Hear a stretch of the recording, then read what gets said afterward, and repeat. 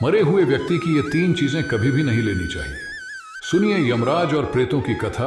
राधे राधे दोस्तों, जय श्री राधे रमण। शायद आप भी इस विषय में पूरी तरह से जानकारी नहीं रखते होंगे और आपने भी कभी इस विषय में सोच विचार नहीं किया होगा।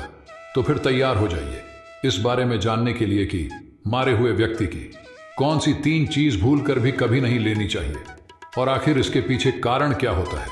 क्या आपने कभी सोचा है कि जो व्यक्ति मर जाते हैं उनकी कौन सी चीज घर में रखनी चाहिए और कौन सी चीज घर में नहीं रखनी चाहिए और इसके पीछे क्या कारण होता है? इन सब सवालों का उत्तर अगर आप भी जानना चाहते हैं तो तैयार हो जाइए जानने के लिए। इन बातों का हमारे जीवन पर कैसा प्रभाव पड़ता है, क्या हमें इससे कोई भारी नुकसान हो सकता है? इन सभी प्रश्नों का उत्तर जानने के लिए आप इस वीडियो को पूरा जरूर देखें। राधे राधे दोस्तों, जय श्री राधे रमण दोस्तों। राधा कृष्ण टीवी पर आप सभी का स्वागत है। वीडियो में आगे बढ़ने से पहले कमेंट सेक्शन में जय श्री राधे कृष्ण जरूर दीजिएगा। अब मैं आपको उन वस्तुओं के बारे में बताता हूं जो किसी भी मनुष्य को मृत व्यक्ति की नहीं पहनना चाहिए, क्योंकि कोई इंसान अगर मृत व्यक्ति की चीजों का इस्तेमाल करता है तो मृत व्यक्ति की यादें उस व्यक्ति को सताने लग जाती हैं। मृत व्यक्ति के कपड़ों का इस्तेमाल कभी नहीं करना चाहिए। ऐसा करने से व्यक्ति को अपने मृत परिजन की ऊर्जा का एहसास भी होने लगता है। मृत व्यक्ति के कपड़े हमेशा दान कर देना चाहिए जिससे उनकी आत्मा को शांति मिले। कपड़ों की तरह गहने भी ऊर्जा का स्रोत होते हैं और गहनों से भी मृत व्यक्ति का विशेष लगाव होता है। इसलिए मृत व्यक्ति के गहने भी पहनने से बचना चाहिए। मृत व्यक्ति की माला या रुद्राक्ष को भी जीवित मनुष्य को धारण नहीं करना चाहिए। उनकी माला को पवित्र नदी के जल में प्रवाहित कर देना चाहिए। गुरुजी कहते हैं कि मृत व्यक्ति जब तक सांसारिक वस्तुओं का मोह त्याग करके संपूर्ण रूप से ईश्वर को अपना नहीं लेता है तब तक वो अलग अलग योनियों में जन्म लेकर पृथ्वी लोक पर ही भटकता रहता है। कभी कभी ये मोह इतना अधिक होता है कि व्यक्ति मृत्यु के बाद भी इसी पृथ्वी लोक पर प्रेत योनि में चला आता है और अपने ही परिवार के लोगों को दुख देने लगता है।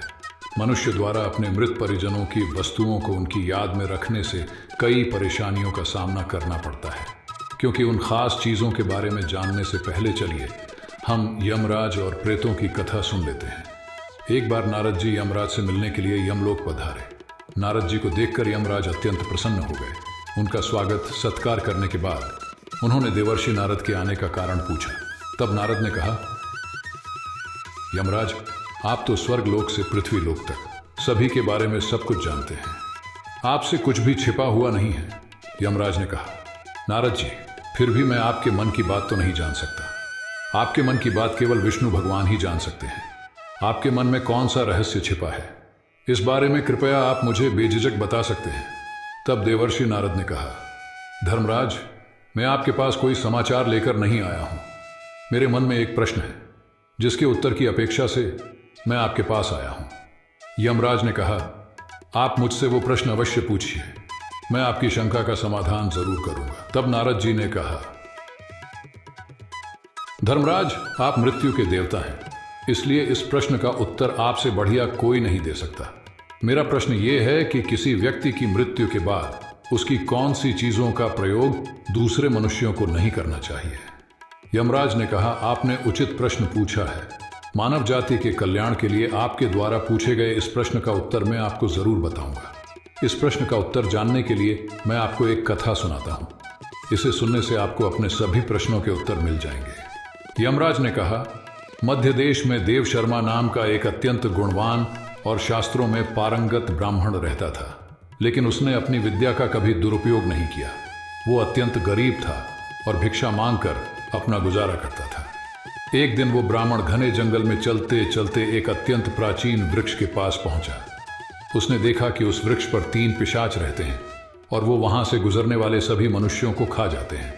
पिशाचों ने ब्राह्मण को देखते ही आपस में लड़ाई शुरू कर दी कि सबसे पहले कौन ब्राह्मण को खाएगा, लेकिन ब्राह्मण ने बिना डरे पिशाचों को देखकर प्रणाम किया। ब्राह्मण का ऐसा विचित्र व्यवहार देखकर पिशाच हैरान हो गए और ब्राह्मण से कहने लगते, हे महात्मा, आप कौन हैं और इस वन में अकेले क्यों भटक रहे हैं? हम पिशाचों को देखकर भी आप जरा भी भयभीत नहीं हुए। बड़े बड़े शूरवीर योद्धा भी हम पिशाचों को देखकर थर थर कांपने लगते हैं और डर कर भागने लगते हैं, किंतु आपके मन में तनिक भी भय दिखाई नहीं देता। आपके सामने आते ही हमारी भूख भी समाप्त हो गई। ब्राह्मण ने कहा, हे पिशाच, मुझे आपसे बिल्कुल भय नहीं लग रहा, क्योंकि मैं जानता हूं कि भगवान हमेशा मेरे साथ हैं और उनकी इच्छा के बिना तो पेड़ का पत्ता तक नहीं हिलता। यदि मेरी मृत्यु आज आपके द्वारा ही होनी है तो मुझे ये स्वीकार है। मुझे खाकर अगर आपको संतुष्टि मिलती है तो मैं अपना सौभाग्य समझूंगा। पिशाच ब्राह्मण की बात सुनकर चकित हो जाते हैं और ब्राह्मण से कहने लगते हैं, ब्राह्मण देवता, आपके वचन बहुत शुद्ध और सुंदर है, जिसे सुनकर हमारा भी मन तृप्त हो गया। हम आपको नहीं खाएंगे, कृपया आप हमें अपना परिचय दीजिए। ब्राह्मण ने कहा, मेरा नाम देव शर्मा है। मैं प्रभु की भक्ति करने के लिए उचित स्थान की तलाश में इस वन में आया हूं। लेकिन आप मुझे बताइए कि आखिर किस वजह से आप लोगों को पिशाच बनना पड़ा। मैं यदि आपकी कोई मदद कर सकूं तो अवश्य करूंगा। ब्राह्मण की बात सुनकर पिशाच अवाक रह जाते हैं और हाथ जोड़कर कहने लगते हैं, द्विज श्रेष्ठ, आपको बार बार प्रणाम है। हम तीनों पिशाच हमारे पाप कर्मों के कारण ही बने हैं। हमने हमारे पितरों का अपमान किया, निर्वस्त्र होकर स्नान किया, गंदे और मैले वस्त्र पहनकर ही भोजन, पूजा पाठ आदि कार्य किया।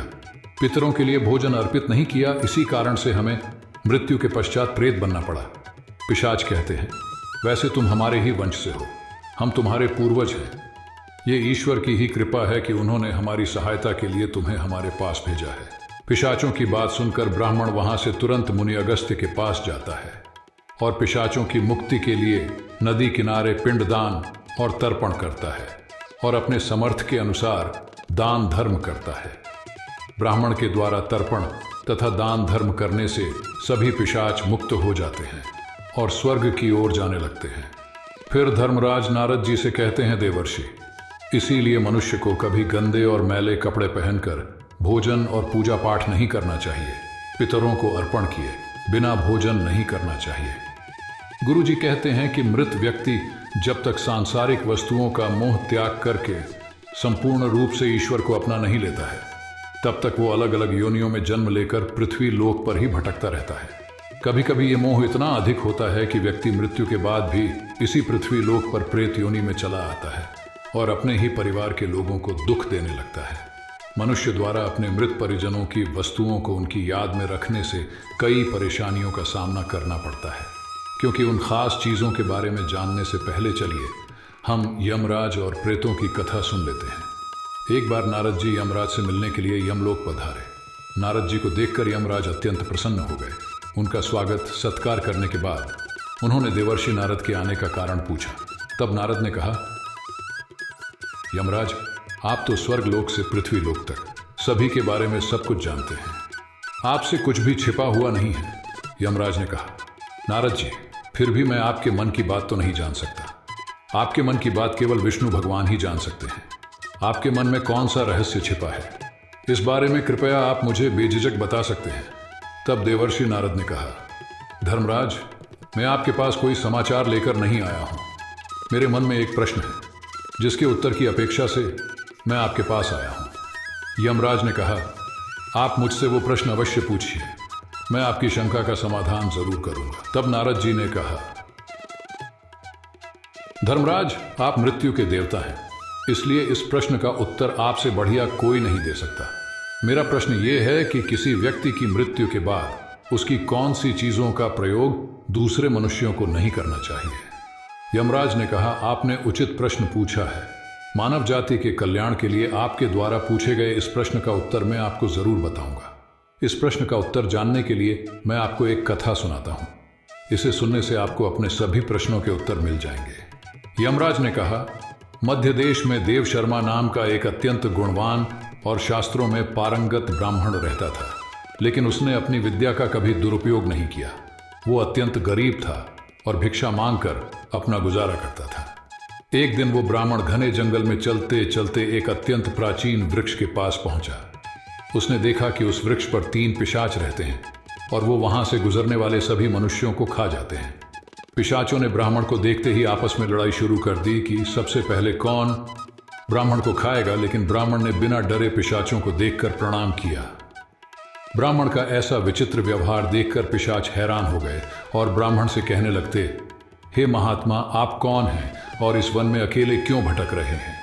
हम पिशाचों को देखकर भी आप जरा भी भयभीत नहीं हुए।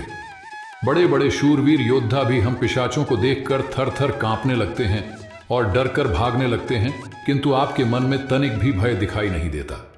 आपके सामने आते ही हमारी भूख भी समाप्त हो गई। ब्राह्मण ने कहा, हे पिशाच, मुझे आपसे बिल्कुल भय नहीं लग रहा, क्योंकि मैं जानता हूं कि भगवान हमेशा मेरे साथ हैं और उनकी इच्छा के बिना तो पेड़ का पत्ता तक नहीं हिलता। यदि मेरी मृत्यु आज आपके द्वारा ही होनी है तो मुझे ये स्वीकार है।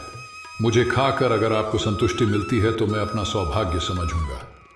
पिशाच ब्राह्मण की बात सुनकर चकित हो जाते हैं और ब्राह्मण से कहने लगते हैं, ब्राह्मण देवता, आपके वचन बहुत शुद्ध और सुंदर है, जिसे सुनकर हमारा भी मन तृप्त हो गया।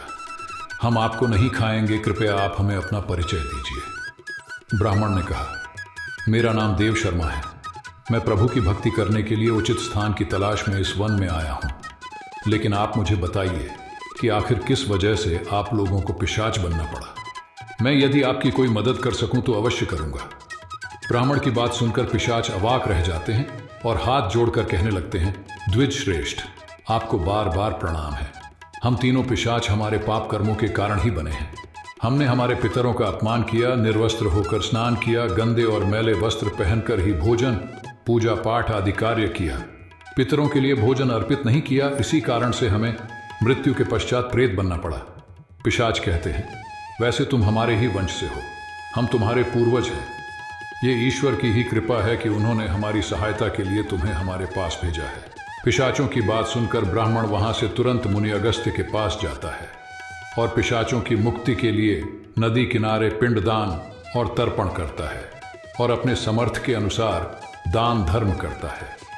ब्राह्मण के द्वारा तर्पण तथा दान धर्म करने से सभी पिशाच मुक्त हो जाते हैं और स्वर्ग की ओर जाने लगते हैं। फिर धर्मराज नारद जी से कहते हैं, देवर्षि, इसीलिए मनुष्य को कभी गंदे और मैले कपड़े पहनकर भोजन और पूजा पाठ नहीं करना चाहिए। पितरों को अर्पण किए बिना भोजन नहीं करना चाहिए।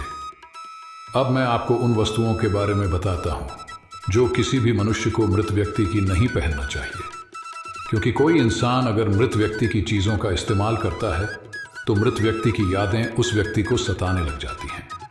मृत व्यक्ति के कपड़ों का इस्तेमाल कभी नहीं करना चाहिए। ऐसा करने से व्यक्ति को अपने मृत परिजन की ऊर्जा का एहसास भी होने लगता है। मृत व्यक्ति के कपड़े हमेशा दान कर देना चाहिए, जिससे उनकी आत्मा को शांति मिले। कपड़ों की तरह गहने भी ऊर्जा का स्रोत होते हैं और गहनों से भी मृत व्यक्ति का विशेष लगाव होता है। इसलिए मृत व्यक्ति के गहने भी पहनने से बचना चाहिए। मृत व्यक्ति की माला या रुद्राक्ष को भी जीवित मनुष्य को धारण नहीं करना चाहिए। उनकी माला को पवित्र नदी के जल में प्रवाहित कर देना चाहिए। मरे हुए व्यक्तियों की कौन सी 3 चीज कभी इस्तेमाल नहीं करनी चाहिए।